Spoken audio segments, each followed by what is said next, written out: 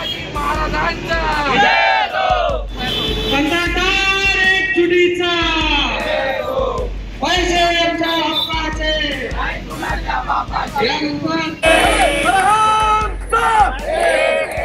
शासनात तात्काळ ही आमची समाजजनाची मागणी मान्य करून आम्हाला न्याय हक्क द्यावा एवढीच आमची विनंती। राज्यात एकीकडे मुसळधार पावसानं थैमान घातलंय, ठिकठिकाणी पाणी साचलंय, नागरिकांची तारांबळ उडालेली पाहायला मिळत आहे, तर दुसरीकडे एक मोठं आंदोलन पेटलंय।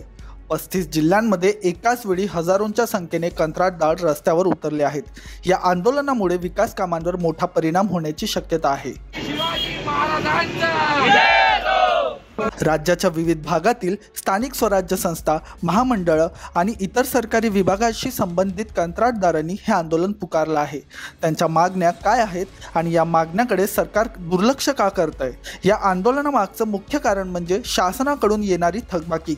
कंत्राटदाराच्या मते राज्यात जवळपास 90,000 कोटी रुपयांची देयकं थकीत आहेत। त्यामुळे आर्थिक अडचणींमुळे अनेक कंत्राटदाराची अवस्था बिकट झाली आहे।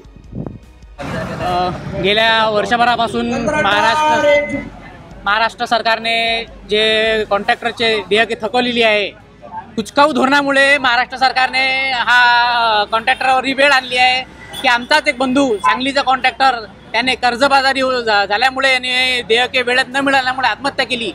गेल्या वर्षभरापासून आम्ही कंटिन्यू मुख्यमंत्री, उपमुख्यमंत्री, मान्य कलेक्टर सर्वांना निवेदन दिले, आंदोलन केले, पण अजूनही कुंभकर्णासारखी झोपलेली सरकार जागी झालेली नाही आहे। याचा आम्ही निश्चित निषेध करतो आणि आमची मागणी हीच आहे की लवकरात लवकर आम्ही जी कामं केली, आमच्या हक्काची कामं केली, महाराष्ट्राच्या विकासाची कामं केली, त्याची देयके लवकरात लवकर मिळावी अशी आमची अपेक्षा आहे। त्याकरता आज हे आंदोलन आहे।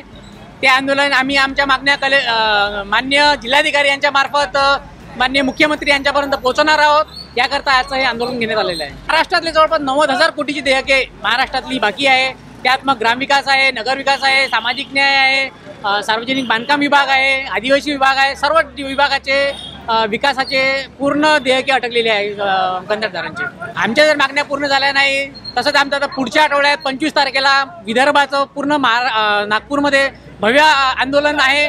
त्यानंतर सुद्धा जर आमच्या मागण्या पूर्ण झाल्या नाही तर याचं उग्र रूप धारण करून कदाचित आम्ही मुंबईच्या आझाद मैदानात बसून इथे धरणे आंदोलन देऊन बेमुदत संपवू शकतो। 100% संपूर्ण महाराष्ट्रात हे काम बंद आंदोलन चालू आहे। महाराष्ट्र शासनाने जे 14 मार्च 2024 ला GR काढला समायोजनाचा, त्याचं आताहून जवळपास 17 महिने होत आहेत तरी अजून कुठं अंमलबजावणी झाली नाही। याची शोकांतिक आहे आणि समस्त कंत्राटी कर्मचारी अख्ख्या 22 वर्षापासून वाट बघत आहे, तरी त्याची आता मानसिकता संपलेली आहे। आणि शासनाला आम्ही वेळोवेळी नम्रतेने वेळोवेळी आंदोलन केलं, वेळोवेळी नम्रतेचा मार्ग पुकारला, तरी सुद्धा शासन कुठं विलंब लावत आहे आणि ते आता समस्त महाराष्ट्रापासून आमची मानसिकता संपलेली आहे। शासनात तात्काळ ही आमची समाजजनाची मागणी मान्य करून आम्हाला न्याय हक्क द्यावा एवढीच आमची विनंती। ही थकबाकी फक्त एका विभागाची नाही, सार्वजनिक बांधकाम, जलसंपदा, ग्रामविकास आणि इतर अनेक विभागामधील काम करणाऱ्या कंत्राटदारांना याचा फटका बसला आहे। या आंदोलनामुळे केवळ कंत्राटदारांनाच नाही तर राज्याच्या विकास कामांनाही मोठा ब्रेक लागला आहे। अनेक ठिकाणी रस्त्याची कामं, पुलाचे बांधकाम आणि इतर महत्त्वपूर्ण प्रकल्प ठप्प झाला आहे।